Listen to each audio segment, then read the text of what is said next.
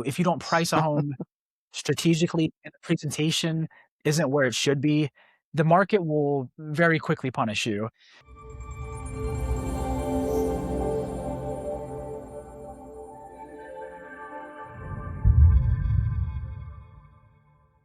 Hey everybody, Patrick Merrill, selling the beautiful coast from the Mississippi-Louisiana line all the way down to the Florida Keys. Y'all give me a reason to drive to the Keys. I will be glad to go. I'm sitting here, I have Doug Phillips with me. You are in Ohio, correct?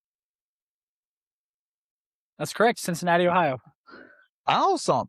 How long you been in real estate? I've held my license a little over 3 years, but I've been investing and managing for about 10 years. Nice. I see. I take it as you like it because you're still in it. Yep. Yeah. Some days are Awesome. harder than others, but it pays the bills.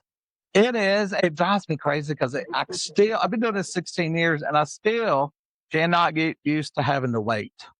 We do a lot of waiting in this business, honestly, because there's so many things that aren't in our control in the background. And it's like, okay, let's try to fix this so we can keep everybody in one, it's a lot. It can be a lot. So you do I believe you like doing speaking as well and training other agents there, or do you have a team, I guess I should say? Yeah. Yeah. So I guess yes to all of the above. So Okay. I am on a team as opposed to an individual agent. We are the largest and number one Keller Williams team in the entire Ohio Valley region. So Nice. we have about 52 on our team. Yeah. Wow. And so, I'm sorry. No, that's huge. 52 under one. That's a lot. That's good. Yeah, it's a blast. We sold about 613 units last year in 2025 for about Wow. 189 million in volume. Nice. Yeah, so we're trying to ramp up to about 850 units this year, which would put us, give or take, close to about 250 million in volume. So, Wow. yeah, we and I love to speak as well. Yeah, I'm working my way at the time of this recording through Keller Williams has a university, has a faculty program.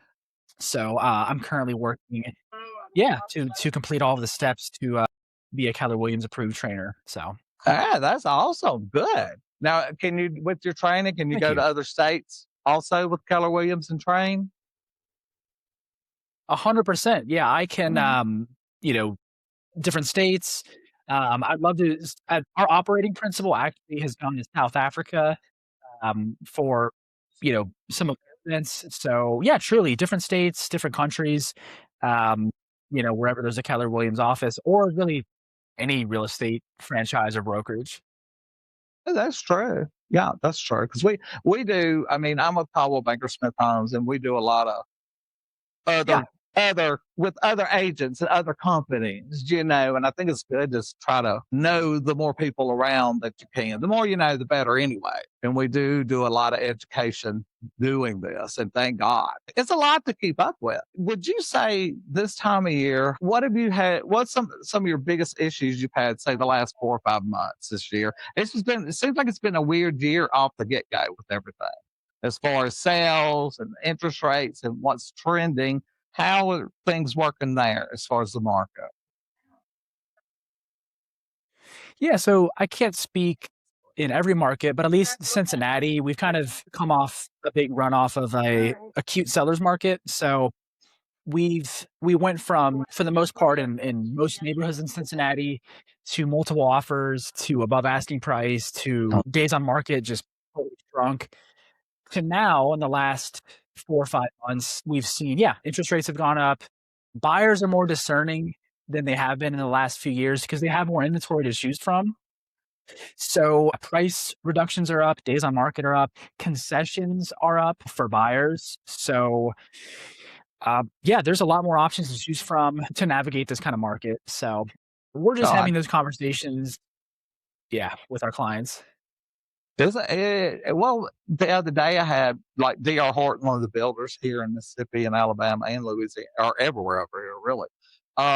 They were actually Yeah. doing like a 3.99, which I was like, wow, okay, anybody that can qualify, let's get you over there to that 3.99. Because that's a great rate. Fixed in for 30 years. Yeah, And that's if when I have that, really, go on.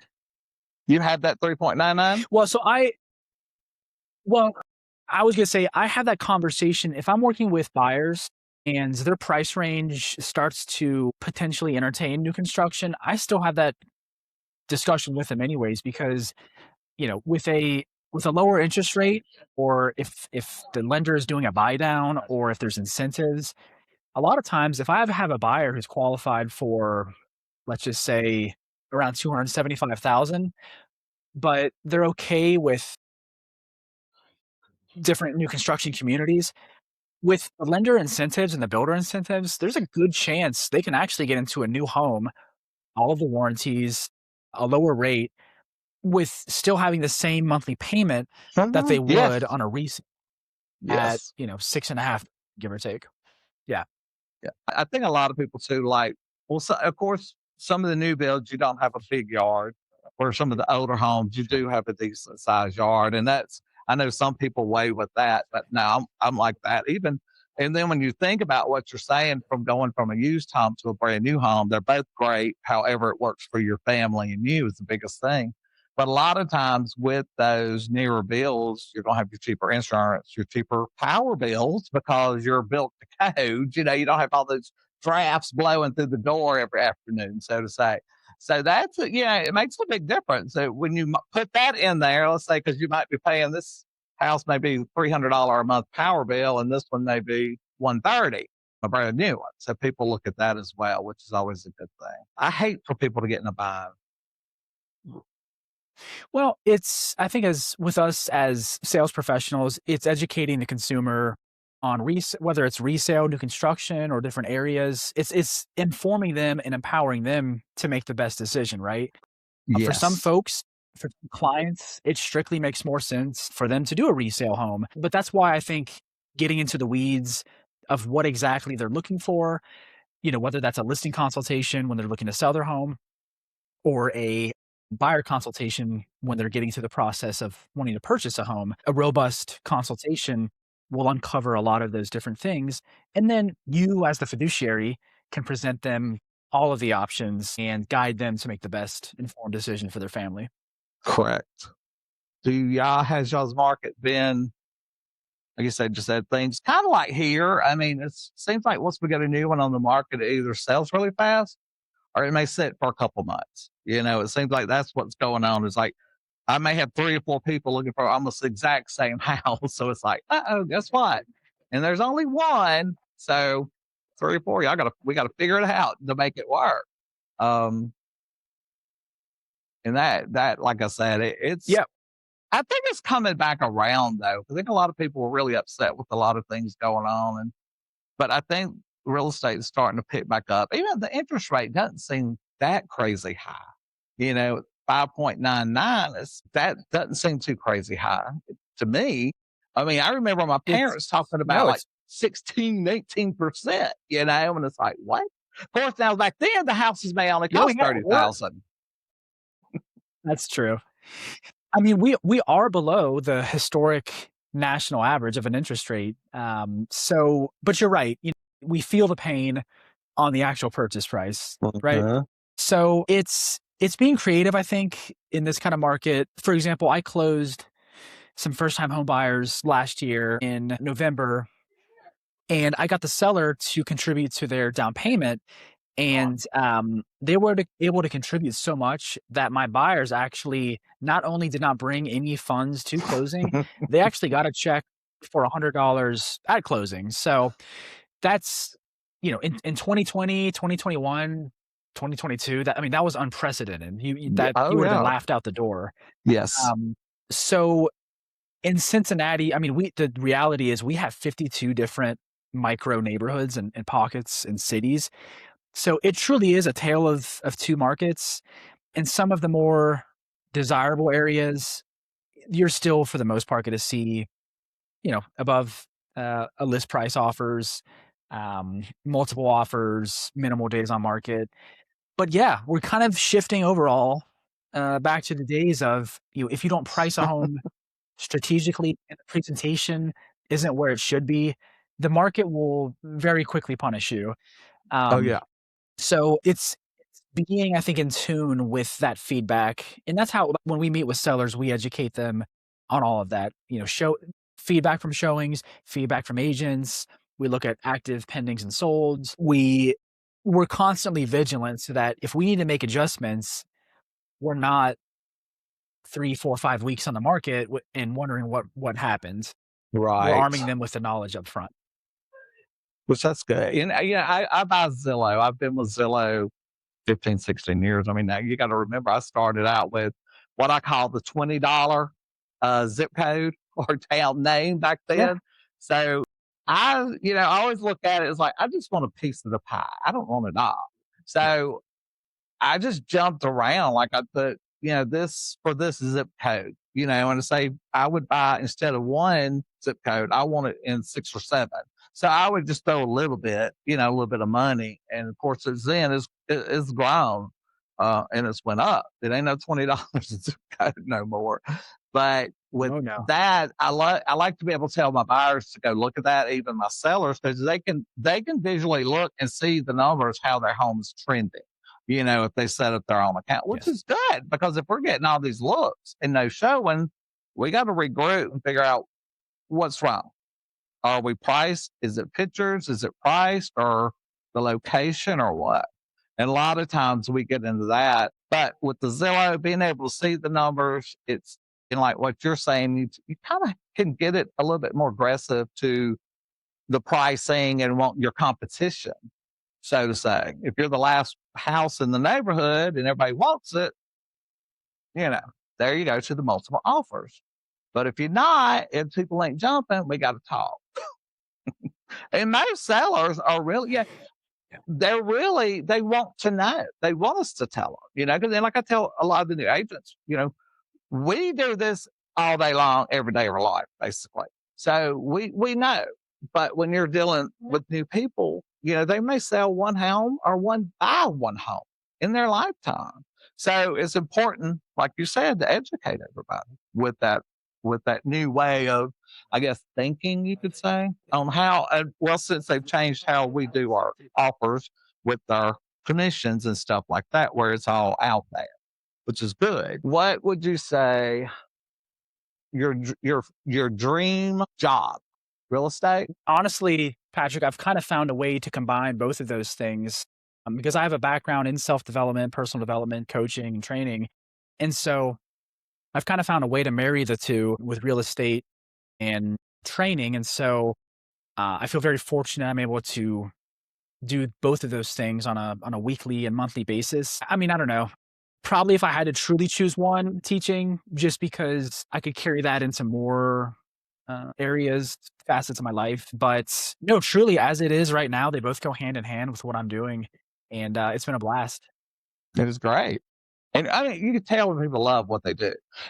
When you were talking about your new buyers last year, I mean, I get so much energy off of that. It's like when you're putting them in their first home, it's just the energy, the excitement, and it's like a rush for me. It's like, look, we're able to find you the house that you've been talking about for 3 years and we're getting you to it, and it's very fulfilling to me to make people happy like that, and customer service is just, it's a big deal. Customer service, and people need to keep that in the back of their mind. Like I tell people, it's like, you shouldn't shoot that person, that finger, that maybe the buyer you're going to meet at your house you're heading to that you just flipped off, and you really don't know. That's why it's like, don't do that. But people do. That cracks me up. I may have to get with you on that personal, that training and stuff like that.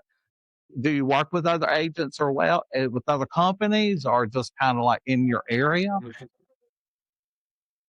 Yeah, no, absolutely. I mean, whether it's virtual, whether it's, I'd like to, I mean, for example, I started a broker agnostic book club last year. So, I mean, Okay. it's, yes, yeah, we're all from different, brokerages, but at the same time, we all hold, residential sales licenses. We're all, as cliche as it sounds, are under the same, umbrella. So, I mean, I don't Doug Phillips does not suffer by helping, Patrick Merrill or, you know, agent John Smith with a different brokerage, whether it's the same city or a different market. It's yeah, I'll work with anyone, and that's more so I think the teaching and the self-development background in me coming out. And But that's great. That's I don't. huge. Yeah, I mean, I want everyone to succeed, honestly, whether you're with, well, any brokerage.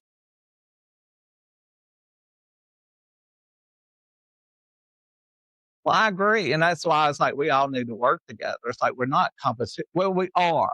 But at the end of the day, we still want the same situation. Seller wants to sell, buyer wants to buy. Let's make everybody happy and make it work together. You know, um, Yeah. that I mean, it's a great job. So I started this. I've been trying to get me a podcast slash YouTube channel going for a while, and I started looking more into it. I've had 7 surgeries on my feet. So I'm going to be Oh my 60 gosh. this year, but I'm having to slow up a little bit, which drives me crazy. But and that's why I'm trying to stay in the business as much as I can, even if I'm in the back behind the business. Right now, I've started working with some of my agents in the office, and I'm doing splits with them where they're doing a lot of the running and showing and things like that for me. And that's just me. I don't want to go show a house if I can't climb the sets of steps or the 3 stories. If I can't go in that house Right. and go to each room with my buyer, I usually have to have another agent come with me or fill in for that. So I'm trying to stay in real estate, but it's like I'm having to rethink my real estate. Used to, as soon as the phone rang, yeah, hey, I'll be up there in 30 minutes. Boom, run and go. But now it's kind of changing a little bit. I'm not so up and go. I'm wanting to learn more behind the scenes as far as like the numbers on Zillow and homes.com and all those different sites, and kind of look and just see. It seems like there would be, and I'm sure it's out there, certain times of the day you might want to post this like you do on Facebook, certain times you got to post this. It seems like that's going to help me to stay in the real estate a lot longer, because with feet and not being able to go like I like to go. But don't get me, like I said, I'm in Florida right now. I lived in Mississippi. I'm licensed Mississippi and Alabama, and I did get in Florida. I'm not working with anybody yet. I'm still kind of shopping around the area. I don't want to retire. I want to work until I'm done. Yeah. 30, 40 years from now, when I'm done, then I'll probably leave this world in debt. I'm bad about if I see something I want and I just get it. But we have to have the job. That's where the real estate comes in. And like I said, I love being able to do this. Um, Mississippi is my main place. I wanted it down here. I'm trying to find somebody that does these condo builds, and I could go over there and set up in separate condos while they're building something like that, for later. Like I love being in Florida. I love it down here, and 2 hours away from home, can't beat it really. It's not bad, and it's blue Yeah. water, so it makes a big difference. You also mentioned you have a couple pets, I think, a couple dogs. Yeah. Yeah, I've got, Michael and Victoria are my 2 fur babies, yeah. Now, when you have Yeah. travel, where do you like to travel to? Went to Germany and Italy last summer. Yeah, I mean, I've been, I've done all the Dominican, Mexico, Jamaica. Um, I don't know. I can only sit still for so long, so I don't typically like the resorts as much. Right. So if I'm going through yeah, Germany or Italy, it forces me more to be on the move and move from city to city. So, yeah, I may go to Austria, Germany later this Oh, year. wow. I think that would be fun. Yeah. So you take big trips when you go. That's awesome. I don't think I've ever been Yeah. anywhere. No, I've only been in the States every time. I love the coast. I mean, Florida's beautiful. I've always said, I've been coming down here since I was 15, 16 years old. As soon as I could start driving, it was like, we're going to the beach. Yeah. And it's not a bad drive, Well, that makes sense. And it's something For I sure. enjoy doing. And that's why I like doing the real estate. I was a casino dealer for 15 until the Hurricane Katrina come through and wiped out the Mississippi Gulf Coast. Um, Oh, and wow. then I was already doing classes online to get into real estate. Mhm. So kind of everything just kind of worked out like it's supposed to, I feel like. Um, Trying to think of what would be your best advice to some new buyers or even to your sellers for this market? Yeah, I would say advice for them would be we need to operate in the market that we're in currently, not the markets that we wish would happen. Well, sellers, right, for the most part, they want COVID prices for their home. And I mean, buyers are out right now and they're like shopping like it's 2009. Uh-huh. So, at least in my market, they have trepidations about writing an offer. They have more inventory to choose from. I'm getting a lot of, we're gonna wait. We'll see if the price drops. We'll explore other areas. So for both the buyers and sellers, it's impressing the urgency, not forcing a sale. Um, but sellers, it's like having them come to the reality of like what the market is now, not even 6, 9, 12 months ago, and that we need to adjust based on the market conditions. And the same with buyers. Like, here's the reality. We can lock in your purchase price. We can probably get really good concessions depending on the area. Uh-huh.